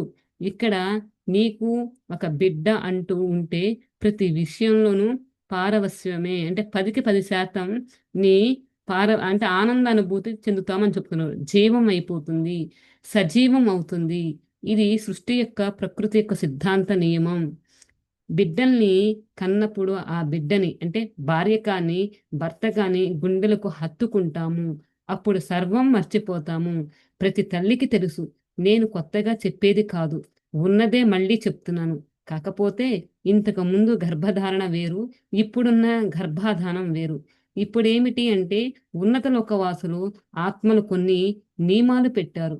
మేము భూమి మీదకు వస్తున్నాం. మాకు ఇలాంటి స్త్రీ గర్భం కావాలి. అప్పుడే మేము అందులో జీవిస్తాము. అంటే ఇక్కడేంటి చూడండి ఫ్రెండ్స్, ఇప్పుడు ఎలా ఉన్నారు? ఒక భార్య అంటే అవగాహన లేకపోవడం వలన భార్యాభర్తలు ఎలా ఉంటున్నారు? చిన్న చిన్న వాటికే విమర్శించుకొని విడిపోతున్నారు. మరి అలాంటి తల్లిదండ్రులకి, అజ్ఞానంలో ఉన్న తల్లిదండ్రులకి మరి దివ్యాత్మ స్వరూపులు రాగలుగుతారా? ఈ భూమిని మార్చడానికి? అందుకనే అక్కడ కండిషన్స్ పెట్టడం జరిగింది. ఎవరైతే ఆత్మజ్ఞానం ఉన్నారో ఆ తల్లిదండ్రులు. అంతే కదా! ఇప్పుడు మనల్ని ఎంచుకుని వచ్చారంటే వాళ్ళు ఎదుగుదామనే కదా! వాళ్ళ ఎదుగుదలని మనం ఆపామనుకోండి, మనం డ్రీమ్స్‌లో ఎన్నో చూసుకొని ఉంటాము. కొన్ని జన్మల్లో పిల్లల్ని అశ్రద్ధ చేసుంటాము. మళ్ళీ మనం తీసుకొని నేర్చుకోవడం, సరిగ్గా నేర్చుకోలేదనుకోండి, మళ్ళీ అలాంటి వాళ్ళకి మరి ఆహ్, దివ్యాత్మ ఆత్మలకి జన్మనివ్వగలుగుతామా? అందుకనే ఇక్కడ కండిషన్ పెట్టడం జరిగింది. మేము భూమి మీదకి వస్తున్నాము. మాకు ఇలాంటి స్త్రీ గర్భం కావాలి. అప్పుడే మేము అందులో జీవిస్తామని చెప్పి ఇక్కడ చెప్తున్నారు. మేము ఇప్పుడు ఈ భూమి మీదకి రావాల్సిన అవసరం లేదు. కానీ పత్రిజీ గారు హామీ ఇచ్చి మమ్మల్ని దింపారు. గర్భం ఎలా ఉండాలి అంటే, వాళ్ళ ఆలోచనలు ఎలా ఉండాలి, వాళ్ళ పాత్ర దృక్పథాన్ని మార్చుకోవాలి. అప్పుడే జీవం వస్తుంది. అలాంటి గర్భంలోకి వస్తాము అన్నారు. ఇది చెప్పాలని మాకు ఎంత తపన ఉంది చెప్పండి. అంటే ఈ విషయాన్ని తెలియచేయడానికి, ఆ సత్యాన్ని తెలియచేయడానికి ఎంతో తపనతో ఉంది. ఇప్పుడు పెళ్ళిళ్ళు చేసుకున్న ప్రతి ఒక్కరూ ధ్యానం చేసిన ప్రతి ఒక్కరూ పెళ్లి చేసుకోవాల్సిన యువత, ప్రతి ఒక్కరూ తెలుసుకోవాల్సిన విషయాలు ఇవి. మనం ఎలా ఉండాలి? ఎలాంటి బిడ్డలను తవ్వివ్వాలి? ఈ పారవస్యమే కిలోమీటర్ల దూరం, లక్షల కిలోమీటర్ల దూరం వెళ్తుంది. భూమంతా నిండిపోతుంది. ఈ బిడ్డల పారవస్యం అంటే అన్నద అన్నద అన్నదమ్ములన్నమాట. అంటే ఏం చెప్తున్నారంటే మరంతే కదా! ఒక దివ్యత్వ స్వరూపం వచ్చినప్పుడు వారికి అన్నీ కూడా అన్‌కండిషనల్‌గా అందుతుంది కాబట్టి, ఎవరైతే నేటి తరంలో ఎవరైతే ఉన్నారో వాళ్ళు అంటే ఎవరైతే మ్యారేజ్ చేసుకోవడానికి సిద్ధంగా ఉన్నారో, వాళ్ళు కనుక ఆత్మజ్ఞానులై ఉంటే వచ్చే భూమి మీదకి వచ్చే సోల్స్ అన్నీ కూడా దివ్యాత్మ స్వరూపులొచ్చినప్పుడు ఈ భూమండలం మొత్తం కూడా ఏమవుతది? ఆనందమయమవుతది. అదే ఇక్కడ చెప్తున్నారు. ధ్యానం చేసిన వారికి సూక్ష్మలోకాలలో ఈ సూక్ష్మ శరీరానికి పని లేదు. ధ్యానం చెయ్యని వారికి సూక్ష్మలోకాలతో ఈ సూక్ష్మ శరీరంలో పని ఉంటుంది. మరి ధ్యానం చేసినప్పుడు మనం ప్రతిదీ అర్థమైపోతుంది కదా! ఏ శరీరంతో ఏంటి అనేది ప్రతిదీ కూడా దానికి సంబంధించిన జ్ఞానాన్ని తెలుసుకుంటాం. ఇది అద్భుతమైన అవకాశం. చూడండి ఆ చిన్న బిడ్డలతో ఎంత ఆనందం. టీవీలు, ఫోన్‌లు చూడడానికి పిల్లల్ని పక్కన పడుకో పెడుతున్న పెడుతున్నారు. చూడొచ్చు కానీ పిల్లల కంటే ఎక్కువ కాదు కదా! ఇది ఇప్పుడున్న సమాజంలో ప్రతి ఒక్క గృహంలో గూడా జరుగుతున్నది ఇదే ఫ్రెండ్స్. మళ్ళీ చెబుతాను. టీవీలు, ఫోన్‌లు చూడడానికి పిల్లల్ని పక్కన పడుకోబెడుతున్నారు. చూడొచ్చు కానీ పిల్లల కంటే ఎక్కువ కాదు కదా! అంటే ఇక్కడ అర్థం ఏంటంటే, అంటే వాళ్ళతో స్పెండ్ చేయకుండా ఫోనుల్లో, టీవీల్లో ఈ భౌతిక ప్రపంచంలో మునిగిపోతున్నారు. పిల్లలతో ఎప్పుడు హ్మ్. ఎప్పుడు కనెక్ట్ అయ్యి, ఎప్పుడు వాళ్ళతో స్పెండ్ చేస్తున్నారు. అదిక్కడ చెప్తున్నారు. ప్రతి సెకండు వాళ్ళతో ఆనందం పొందాలి. ప్రతి నిమిషం కొత్త కొత్త విషయాలు ఉంటాయి. వాళ్ళ దగ్గర ఎన్నో నేర్చుకోవాలి. ధ్యానం చేసిన వారికి సూక్ష్మలోకాలతో పని లేదు. ఇది ముఖ్యమైన విషయం. ఎందుకంటే అవి అన్నీ అర్థమైపోయాయి కదా! సూక్ష్మలోకాలలో ఉండే కారణమంతా దగ్ధమైపోయాక మనకి ఇంకా సూక్ష్మ శరీరంతో పనేముంది? ఇది ఒక విద్య నేర్చుకుంటుంది. అంటే అంతే కదా! ఏదైనా ఇప్పుడు ఒక టెక్నాలజీ అనేది తెలియాలి. ఆ టెక్నాలజీ తెలియకముందు ఆ కోర్స్ నేర్చుకుంటాము. ఆ టెక్నాలజీ తెలిసిన తర్వాత ఇంక కోర్స్‌తో పనేముంటది? ఆల్రెడీ మనకొచ్చు కదా! వచ్చిన దాన్ని చేస్తాము. అలానే ఇక్కడ శరీరం గురించి కూడా చెప్తున్నారు. ఇక్కడ ఏదైతే ఎప్పుడైతే అలా చేస్తామో ఇవన్నీ దాంతో అవసరం లేదని చెప్తున్నాను. ఇక్కడ ధ్యానం చేసి దివ్య తేజస్సుని తమలో నింపుకొని వారిని సమీకరించాలి. వాళ్ళందరూ కాంతి స్వరూపులు. ధ్యానం చేసి ఎవరైతే తాను ఆత్మనని తెలుసుకుంటారో సూక్ష్మలోకాల్లో నీ జ్ఞానాన్ని తీసుకుంటారో జ్ఞానాన్ని, కాంతిని, దివ్య తేజస్సుని తమలో నింపుకుంటారు. వాళ్ళందరూ కాంతి స్వరూపులు. వారు మనోనేత్రం పనిచేయదు. ఇప్పుడు అసలు మన మనోనేత్రంతోటే సమస్య వస్తుంది. అది మూసు మూసుకోవడం చాలా కష్టం. ఇప్పుడు మనోనేత్రం ఉన్నా గాని ఆ మనసు పనిచేయదు. ఇక మీద ఆ కాంతి ఆత్మ చేస్తుంది ఉంటారు. సంఘంలోనే ఉంటారు. కానీ అది పని చేయదు. మనోనేత్రంతో చూస్తే దానిలో ఆ భ్రాంతి, మాయ అది కావాలి, ఇది కావాలి అనే అత్యాస వస్తాయి. ఆ నేత్రమే పని చేయనప్పుడు ఇంకా మీరు దేనితో చూస్తారు? కళ్ళు చూస్తాయి. అంటే ఆత్మ జ్ఞాన నేత్రంతో, ఆత్మ నేత్రంతో చూస్తాం. వారంతా కాంతి స్వరూపులు. అలాంటి వారికి ఈ బిడ్డలు జన్మిస్తారు. ఎంత అద్భుతమైన బిడ్డలో చూడండి. వాళ్ళు దేవ్ సరెండర్ వానిష ఆ లోకం పేరు అక్కడ నుండి వచ్చారు. బిడ్డలను కనకుండా ఎదురు చూస్తున్న వాళ్ళంతా ఎంత అదృష్టవంతులు. నాకెంత ఆనందంగా ఉందో. ఎందుకంటే చూస్తున్నాను కాబట్టి. వీళ్ళందరూ ఇప్పుడు వీళ్ళల్లోకి దిగుతారు. వాళ్ళకి జన్మనిస్తారు. అంటే ఇక్కడ ఎవరైతే ఆత్మ జ్ఞానంతో ఆ ఆ దివ్యత్వంతో ఉంటారో వాళ్ళకి ఆ లోకం నుంచి వస్తారని చెప్పి చెప్తున్నారు. నేను కన్నా నా పిల్ల నా పిల్లలతోనే మాతృత్వం కాదు. ఇప్పుడు మీరు కంటే నాకు అదే మాతృత్వం. ఆ సంతోషం నేను పొందుతాను. అయితే తల్లి బిడ్డల సంబంధం రాత్రి నిద్రపోయి లేవగానే ఏం చేస్తాం? పసిబిడ్డల్ని శుభ్రం చేయడం, మలమూత్రాదులను శుభ్రం చేయడం, బిడ్డకు పాలివ్వడం, ఈ పనులు ఒక అరగంట సమయం పడుతుంది. ఈ సమయంలో ధ్యాన తరంగాలు ఉత్పన్నమవుతాయి. చూసారా? ఇంత కష్టపడి శ్వాస మీద ధ్యాస పెడుతున్నాము. ఆ ధ్యాన శక్తిని నింపుకుంటున్నాము. భార్యాభర్తలది సంబంధం అన్నా భార్యాభర్తల సంబంధం, అన్నా చెల్లెళ్ళు, అక్కా చెల్లెళ్ళు ఇవి సంబంధాలు. తల్లి బిడ్డలది సంబంధం పేగు బంధం. సంబంధం కాదు. వేరు వేరుగా ఉన్న వారు కలిస్తే సంబంధం. అంటే ఇక్కడ ఏం చెప్తుందంటే తల్లికి బిడ్డకి అలా ఉన్నప్పుడు ఏదైతే ధ్యానం ద్వారా ఆ ప్రకంపనలను మనం తీసుకుంటున్నామో తల్లి బిడ్డల దగ్గర నుంచి మనం ఎప్పుడైతే మరి అంతే కదా పసిపిల్లలని దైవత్వంతో సమానం అంటారు కదా వారితో కనుక అలా చేస్తే ఆ బంధం అంటే ఆ యొక్క ఎనర్జీ తీసుకుంటామని చెప్తున్నారు. పొద్దున్నే అరగంట ఆ బిడ్డను శుభ్రం చేస్తున్నప్పుడు ధ్యాన తరంగాలు ఉత్తమమయ్యే సమయాన్ని సంబంధం అంటారు. అదే చిన్న బిడ్డడికి ఆ పనులు చేస్తున్నప్పుడు ధ్యాన తరంగాలు ఉత్పన్నమయ్యాయి ఉత్పన్నమయ్యాయి. ఆ తరంగాలే ఆ పసిబిడ్డ శుభ్రం చేసుకుంటాయి. వాటికి అన్నీ చూసుకునే సమయం సమయం ముఖ్యమైనది. దివ్యలోకాలలో వారందరూ దివ్యలోకాలలో వారధ లేవు. వారధి లేదు అక్కడ. ఒక లోకం నుండి ఇంకొక లోకానికి వెళ్ళడానికి వారధి ఏమి అక్కరలేదు. టెలిపతి ద్వారా మాట్లాడుకోవచ్చు. వారికి భాషతో సంబంధం లేదు. అన్నీ చెయ్యవచ్చు. ఏమి చెప్పనవసరం లేదు. కానీ ఎంత దివ్యలోకాల నుంచి భూమి మీదకు వచ్చినా ఇక్కడ వారధి కావాలి. అంటే సమస్త దివ్యలోకాలలో ఎలాంటి వారధి లేదంట. ఒక భూలోకానికి మాత్రమే ఇక్కడ భూమి మీదకి వచ్చిన ఇక్కడ వారధి కావాలి. వారధి అంటే పత్రిజీ నేను ఇది చూశాను, తెలుసుకున్నాను. నేను అది మీకు చెప్తున్నాను. ఇప్పుడు నేను చెబుతున్నాను అంటే నేను వారధినే కదా! భూమి మీద వారధులు కావాలి. గర్భంలోని శిశువు మాట్లాడుతారు. నేను ఎంతో మందితో మాట్లాడాను. ఎన్నో అనుభవాలు ఉన్నాయి. ఇక్కడ కుటుంబ ధర్మం ముఖ్యం. సంసారంలో నిర్మాణం కదా! సన్యాసులం కాదు కదా! ఈ బిడ్డ బాధ్యత నాకు అప్పచెప్పారు పత్రిజీ. మనోధర్మం అంటే ఇక్కడ మనసులో కోరికలు ఉంటాయి. అవి తీర్చాలి. మనసుకి జ్ఞానం అక్కర్లేదు.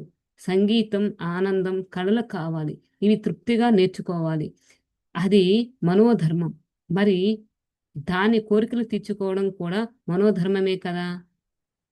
ఆత్మధర్మం, మనోధర్మం, శరీర ధర్మం ఇలా ధర్మాలు ఉన్నాయి అని చెప్పి దీంతో ఇక్కడ మాస్టర్ ఎండ్ చేశారు.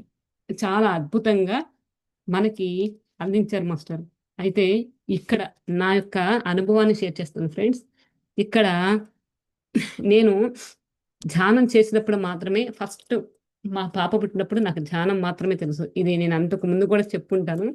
అయితే మా బాబు పుట్టినప్పుడు కోవిడ్ సమయంలో ఎవరు కూడా రావడానికి సమయం ఆ పరిస్థితి లేదు మాట. అయితే నాకున్న కండిషన్ ఏంటి, ప్రెగ్నెన్సీ సమయంలో నేను అడుగు తీసి కూడా అడుగు పెట్టకూడదని జెప్పి, ఇక్కడ సామాన్యంగా డాక్టర్సు అసలు బెడ్ రెస్ట్ అన్న విషయమే చెప్పరు ఫ్రెండ్స్. కానీ నాకున్న హై రిస్క్ ప్రెగ్నెన్సీ అని చెప్పారు.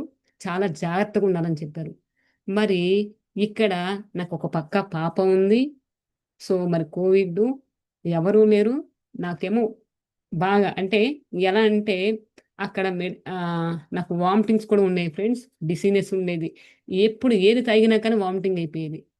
ఎప్పుడైతే నా లోపలికి భౌతికంగా ఎప్పుడైతే విషయాలను చూసానో, నాకు సమస్యకి పరిష్కారమే దొరకలేదు ఫ్రెండ్స్. నాకు లిటరల్లీ సెవెంత్ మంత్‌లో డాక్టర్ ఏం చెప్పారంటే, "జస్ట్ నీ పనులు మాత్రమే చేసుకో. ఇంకా వేరే పనులు కూడా ఏమి చేసుకోవద్దని" చెప్పి చాలా క్లియర్‌గా చెప్పారు. కానీ అక్కడ విన్నది అక్కడే వదిలేసాను నేను. ఎప్పుడైతే నా లోపలికి నేను ప్రయాణం చేశానో, ప్రతిదీ దివ్యత్వంగా బిడ్డతో లోపలున్న బేబీ నాతో మాట్లాడేది. నాకు అర్థమయ్యేయి అన్నీ. ఎలా? భాషతో కాదు, టెలిపతి ద్వారా. తనకి ఈ లోపల ఇబ్బందిగా ఉందంటే నాకు తెలిసిపోయేది. దానికి అనుగుణంగా నేను బయట చూసేదాన్ని కాదు. ఇప్పుడు ఏం చేయనన్నప్పుడు లోపల బేబీనే చెప్పేది. "నువ్వు ఇలా ఉండు, ఇలా చెయ్యన్నప్పుడు" నేను అలా చేసినప్పుడు నాకు సెటరేట్ అయిపోయేది.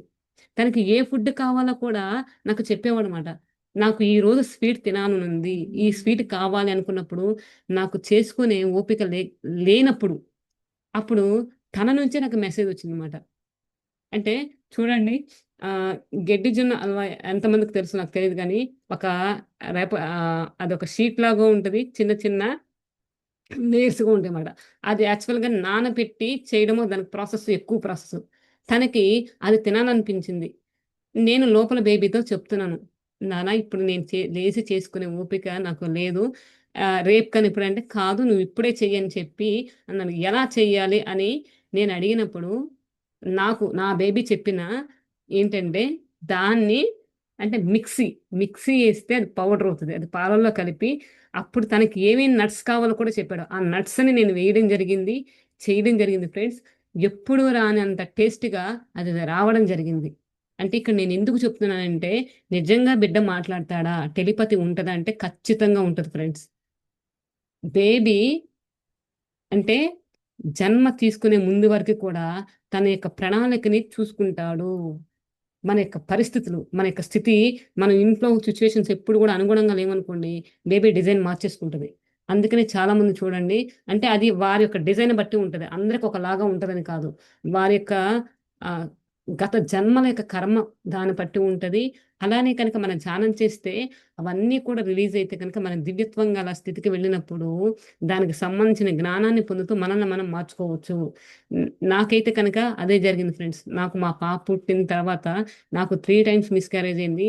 మళ్ళీ బేబీ జన్మనివ్వడానికి 1 ఇయర్ నేను ఒకే సమయంలో, ఒకే టైంలో నేను ధ్యానం చేయడం జరిగింది.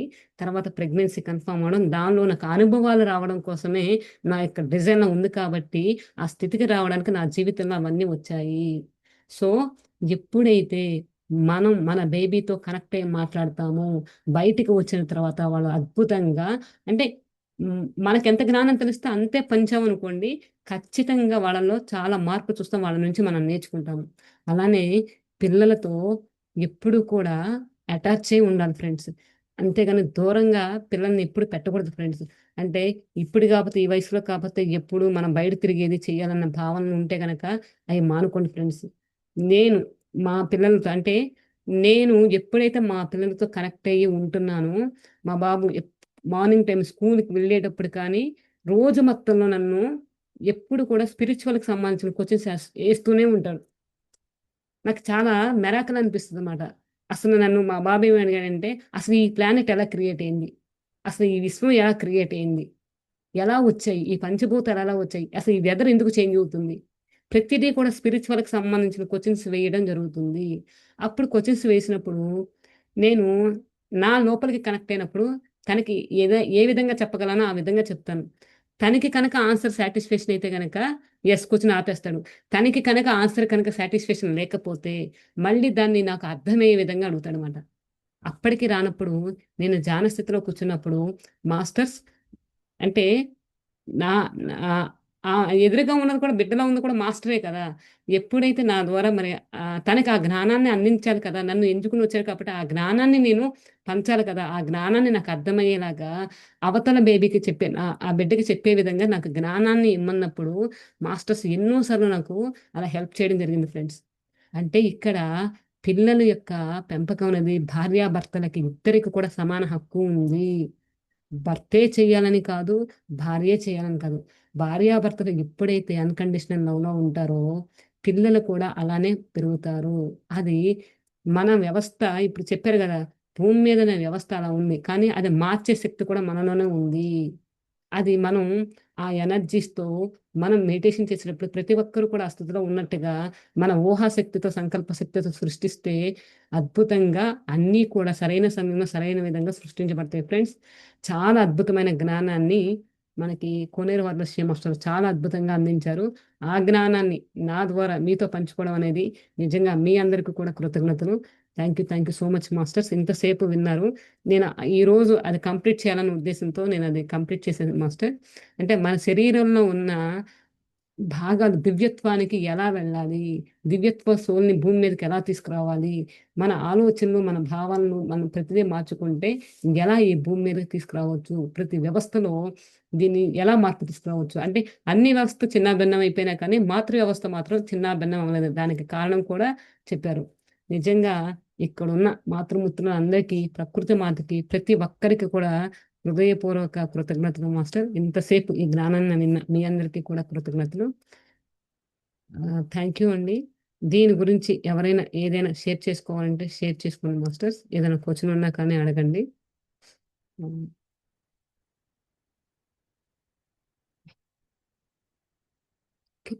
విజయలక్ష్మి గారు థ్యాంక్ యూ అండి. Okay masters. Jyothi master. Unmute చేసుకోండి మాస్టర్. బాగుంది మేడం. ఈరోజు జ్ఞానం చాలా అద్భుతంగా ఉంటాయి. ఇక్కడ దివ్యాత్మలు ఈ భూమి మీదకి రావాలంటే తల్లిదండ్రులని, సరైన తల్లిదండ్రులు, ప్రేమను పంచే తల్లిదండ్రులు, ప్యూరిటీగా ఉండే తల్లిదండ్రులకి ఎంచుకోవడం జరుగుతుంది. కానీ ఇప్పటి పరిస్థితిలో, ఇప్పుడు సమాజంలో చాలా ఎతుక్కోవాలి అలాంటి తల్లిదండ్రుల్ని.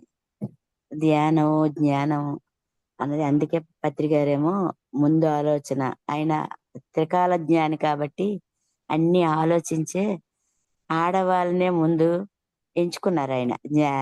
ధ్యానానికి గాని, ఒక ప్రచారానికి గాని, దేనికైనా అన్ని ముందు ఆడవాళ్ళని మాత్రమే ఎంచుకున్నారు ఆయన.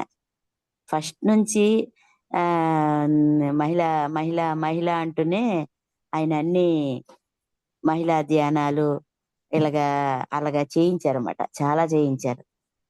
ముందు మహిళలు వచ్చాక కుటుంబం అంతా సరి అవుతుంది. ఆ ఎనర్జీతోని మొత్తం కుటుంబమే బాగుపడుతుంది. అప్పుడు వాళ్ళు కూడా ఆటోమేటిక్ గా ఆలే వస్తారు అనేసి ముందు మహిళలనే ఎంచుకున్నారు ఆయన ఫస్ట్. మేము ధ్యానంకి వచ్చిన కొత్తలోనైతేమి, తర్వాత ఇప్పుడైతేమి, ఇప్పుడు ఆటోమేటిక్ గా సమాజం అంతా అలా అయిపోయిందిలేండి. గాని అందుకే బిడ్డల్ని మనం కంటాము అనే స్థితిలో మా టైంలోనంటే మేము అప్పుడు ధ్యానంకి రాలేదు. మీరు మాత్రం చాలా అదృష్టవంతులు. ఆ వాళ్ళు స్థితి మారిందంటే ఆ బిడ్డలు ఎంత అదృష్టవంతులు కదా! ఆళ్ళ ఆలోచనలు మారితే ఇప్పుడు తల్లిదండ్రులే పొల్యూట్ చేసే పిల్లల్ని పొల్యూట్ చేసే టైప్‌లోను కూడా ఉన్నారు కొంతమంది. కానీ స్వచ్ఛమైన ప్రేమ అన్నది ఎతుక్కోవలసొచ్చే టైంలోన సార్ చెప్పిన దాంట్లోనైతే మాత్రం ఆటోమేటిక్ స్వచ్ఛం అయిపోతుందది. ఇంకా అది మార్చవలసిన పని లేదు. అదొక్కటి చేస్తే ఆటోమేటిక్‌గా ఆ శ్వాసే అన్నిటిని దారి చూపిస్తదన్నట్టు. అన్ని దారులు అదే చూపిస్తదనమాట. శ్వాస అంటే అప్పుడు ఆ కోనేరు వరలక్ష్మి గారు అనేవారు ఒకసారి. ఏంటంటే ముక్కులో ఏంటి ఈయన ఇలా చెప్తున్నాడు? ముక్కులోని దారి ముక్తి చూపిస్తదంటారు. ఏంటిది? ఏంటిది? అనుకుండేవారంట స్టార్టింగ్ లోన. ఆ తర్వాత తెలిసిందంటే అంతే కదా! ఫస్ట్ ధ్యానమే చేసాం. తర్వాత జ్ఞానం అనేదొచ్చింది. క్లాసులు వింటున్నాము. సజ్జన సాంగత్యాలు చేస్తున్నాం. ఇవన్నీ తరువాత. మేము చేసేటప్పుడైతే ఒట్టి కళ్ళు మూసుకొని ధ్యానం కూర్చోవడమే. ఇంక ఉన్నది ఏం లేదు. వాళ్ళు చెప్పిన ఆ స్థితిలోని బుర్రకేటి ఎక్కేది కాడు గూడా. అలా అలా అలా ఇప్పుడు ఎక్కువయింది. గానీ చాలా అద్భుతంగా ఉంది. అంటే ఇప్పుడు పిల్లల్ని కంటాము అని అనుకునే వాళ్ళకి ఈ క్లాస్ అయితే మాత్రం చాలా అద్భుతంగా ఉంది మేడం. ఆళ్ళు వింటే మాత్రం మా ఫ్లా మా ఫే మా ఫ్యామిలీలోను కూడా ఒక దంపతులున్నారు. వాళ్ళకి ఈ క్లాస్ పంపించాలని అనుకుంటున్నాను. వింటే ఎంతో మా నా ఆశ మారుతారేమో, చక్కగా ఆ ప్రేమని, ఆ బిడ్డల్ని అందిస్తారేమో అనేసి నా ఆశ అనమాట. అలాగా చాలా బాగుంది మేడం. క్లాస్ అయితే మాత్రం చాలా అద్భుతంగా ఉంది. థ్యాంక్ యూ అవును. మాస్టర్. నా ఒక బుక్క చెప్ మేడం, ఏంటి ఇది, ఒక బుక్క? ఎస్ మాస్టర్ వరలక్ష్మి గారు. దేవర వరలక్ష్మి మాస్టర్ దేవర. ఓహో! అంటే కొన్ని క్లాసులు ఇచ్చారు. ఇప్పుడు కొన్ని క్లాసులతో కంప్లీట్ అయిపోయింది అనమాట ఇది. అంతకుముందు దేవరహస్యాలు నేను సగం చెప్పాను మాస్టర్. సగం అంటే ఒక 3 భాగాలు చెప్పినట్టున్నాను. దీనిలో ఎన్నో ఉన్నాయి. అయితే దాన్ని బ్రేక్ ఎందుకు చేశారో నాకు అర్థమైంది.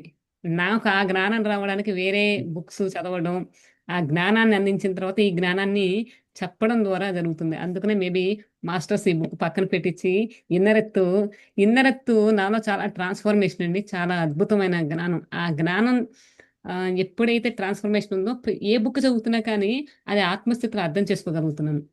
యాహ్! ఇన్నరత్తులు అనేటంటే వాళ్ళంత స్థితికి వెళ్ళాక వాళ్ళకి ఓ లోకము, ప్రపంచం, వాళ్ళు నడిచే జీవన విధానం అదంతా. అవును. అదంతా మరి అది ఆ జ్ఞానాన్ని పట్టుకుంటే ఈ జ్ఞానం అర్థమవుతుందనేసేమో. కానీ మీ అనుభవం చాలా బావుంది మేడం. ఆ యాహ్! ఫుడ్డుని ఎలా చెయ్యాలి అన్నది వీళ్ళు పడుకునే మనిషిని లేపించి, చెయ్యించి, ఆ ఫుడ్‌ని స్వీకరించడం, అది మీరు బెడ్ రెస్ట్‌లోనున్నోళ్ళకి కూడాని ఇలా చేయడం అదంతా చాలా అద్భుతం మేడం. తర్వాత ఇప్పుడు బిడ్డ పుట్టాక కూడా అంత జ్ఞానం ఆ బిడ్డలోని ఉండడం అంటే మాటలు కాదు. చాలా అద్భుతంగా ఉంది మేడం. యాహ్! ఈ థాంక్ యూ రికార్డ్ మాస్టర్. ఎలాగొస్తదా అని చూస్తున్నాను నేను మాస్టర్ పంపించటానికి. పెట్ మాస్టర్ పెట్టిన తర్వాత ఒకవేళ నాకేమైనా పోస్ట్ చేస్తే మాత్రం మాస్టర్ గ్రూప్‌లో పోస్ట్ చేస్తారేమోనండి.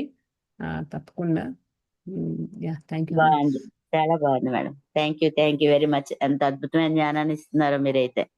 అంటే అందరూ మాస్టర్ ఇస్తున్నారులెండి. అందరికీ అలా మాస్టర్. చెప్పాలని అందరికీ నేను ఇస్తున్నారు. కాదండి. నాకు అంటే మీతో పాటు ఒక్కొక్క నేను కూడా. సబ్జెక్టు ఒక్కొక్కళ్ళకి తీసుకోవడానికి చూసారా, ధ్యాన దార అంటారు. ఆ దారలో ఎళ్తుంది. మీ యొక్క అభిమానానికి, మీ యొక్క దానికి కృతజ్ఞతలు. ఇక్కడ ఇంకొకటి కూడా అండి. ఫస్ట్‌లో మనకి కోనేరు వరలక్ష్మి మాస్టర్ ఏం చెప్పారు? జరమొస్తదంటే మనం శారీరకంగా ఏం ఆలోచిస్తాం? అరే! మెడిసిన్ ఎయ్యాలి, చెయ్యాలని ఆలోచిస్తాం. అది పక్కన పెట్టండి మాస్టర్స్. మరి నాకు యూఎస్‌లో ఉన్నా నేను.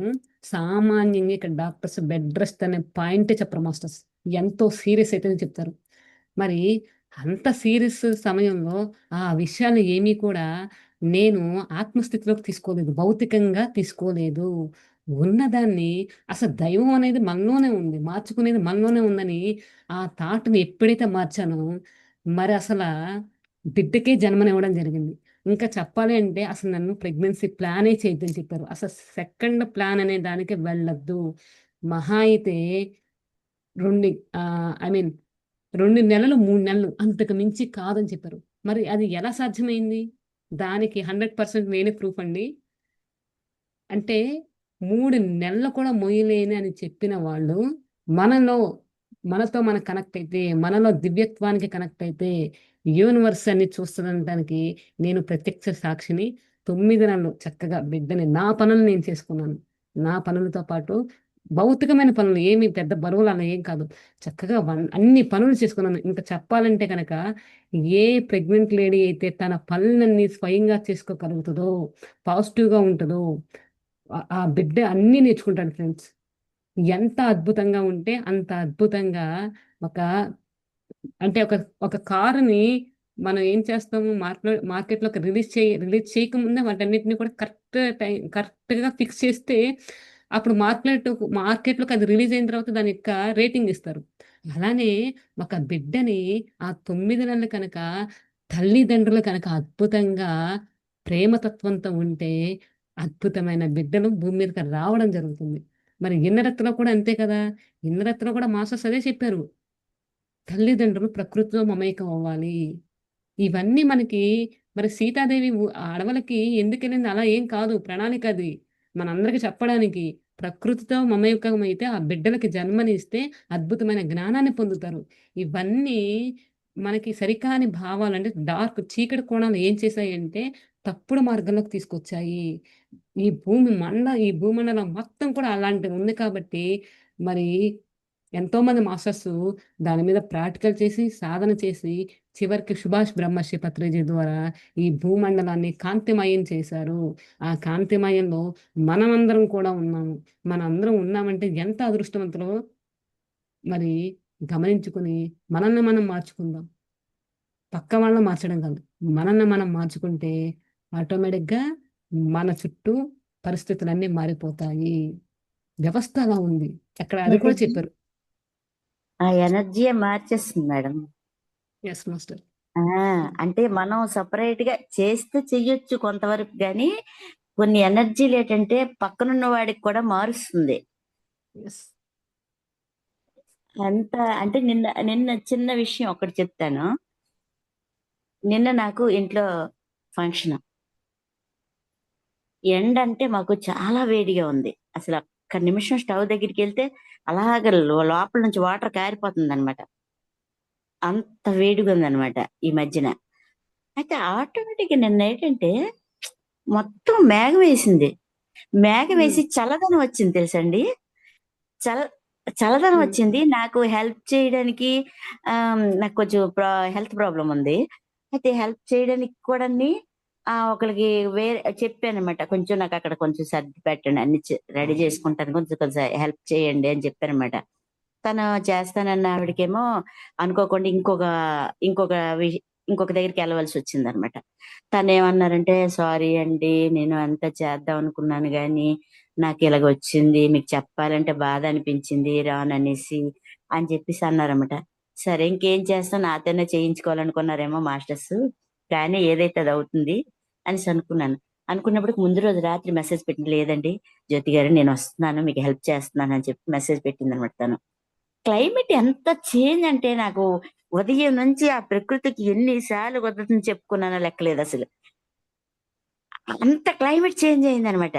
హెల్ప్ చేయడానికి రానన్న వాళ్ళు కూడా వచ్చి మీరు లెక్కండి కూర్చోండి మేము చూసుకుంటాం అని చెప్పేసి మొత్తం అంతా ఆలు చేసుకొని ఫుడ్ కూడా మీరు ముందు తినండి, మీరు తినండి అని చెప్పేసి నాకు వాళ్ళు తెచ్చి ఫుడ్ పెట్టారనమాట. అంటే ప్రకృతి మనం సరైన ఆలోచనలతో ఉంటే మనకి ఎంతగా సహకరిస్తుందంటే అది మనం ఆ ఆనందం చెప్పలేము, అది అనుభవిస్తే గానీ అర్థం కాదు. యా, మీకు టెస్ట్ పెట్టారు, టెస్ట్ లో పాస్ చేయించారు, యూనివర్స్ తీసుకొచ్చి కూర్చోబెట్టింది. ఆ చాలా అద్భుతం. శరణాగతి అయిపోయారు మీరు అంతే. ఫస్ట్ టెస్ట్ పెట్టారు, ఏం ఆ, చేస్తారా కుమార్ మాస్టర్ ఏం చేస్తారు ఇట్లా అడిగారు కదా, సరే రాదని చూద్దాం అంటే తర్వాత ఏమన్నారు, సరే వస్తే రాని లేదంటలేదు మనమే చూసుకుందామని డిసైడ్ అయ్యారు కదా. పాస్ అయ్యారు, పాస్ అయిన తర్వాత మాస్టర్స్ పంపించారు అనమాట. చూడండి, ఎస్ మన శరణాగతి అయితే ప్రకృతి కూడా మనకు అనుకూలంగా మారుతుంది. యా. అది ఎంత అద్భుతం అంటే అంటే మనం ఫుల్ గా సరెండర్ అవ్వాలి. సరెండర్ అవ్వకపోతే ఏదీ జరగదు అంతే. ఆ ఎస్ మాస్టర్. విశ్వానికి సరెండర్ అవ్వాలి, కంపల్సరీగా సరెండర్ అవ్వాలి. మనకున్న మిడిమిడి జ్ఞానంతో ఇటు అటు కదులుతామంటే అవ్వదు అసలు. Yes master. ఉమ్, చాలా బాగుంది క్లాస్ అయితే మాత్రం. నేను నాకు ఆ క్లాసెస్ మాత్రం ఎంతమందికో పెడతాను ఈ క్లాస్ అయితే మాత్రం. తప్పకుండా మాస్టర్, అంటే అందరూ కూడా. ఇప్పుడు ఆ ప్రెగ్నెన్సీ కావాలనుకున్న వాళ్ళకి, ఆ స్థితిలో ఉన్న వాళ్ళకి ఇది అందితే చాలా అద్భుతంగా ఉంటది, నాకు ఎస్. అనిపించింది అది. యా, తప్పకుండా అండి. ఎవరికి ఉమ్, రీచ్ అవ్వాలో అది రీచ్ అవుతుంది మాస్టర్. ఇక్కడ ఈ శరీరాన్ని కూర్చోబెట్టి క్లాస్ అందించారంటే అది ఎవరికి వెళ్ళాలి. ఎస్.